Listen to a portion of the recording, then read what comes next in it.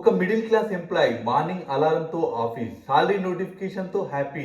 ఇక rent, bills, food, shopping common. Remaining amount saving. మనలో చాలా మందిని మనీని ఇదే విధంగా చూస్తాం కదా. సాలరీ వస్తుంది, ఎక్స్పెన్సెస్ పోతాయి, మిగిలినది సేవ్ చేస్తాం. Next month same thing, earn, spend, save, repeat. ఇది తప్పు కాదు, కానీ ఇక్కడ ఒక మిస్సింగ్ పీస్ ఉంది. అది ఇన్వెస్ట్. మీరు డబ్బు కోసం పనిచేస్తున్నారు, కానీ మీ డబ్బు మీకోసం పనిచేస్తుందా?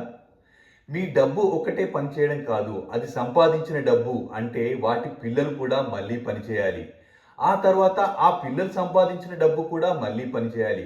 అదే famous book the richest man in బాబిలోన్లో చెప్పిన ప్రిన్సిపల్. ఎగ్జాంపుల్కి ఒక మంచి కంపెనీలో ఇన్వెస్ట్ చేసినప్పుడు ఆ కంపెనీ ఫ్యూచర్లో ప్రాఫిట్స్ను జనరేట్ చేయగలదు.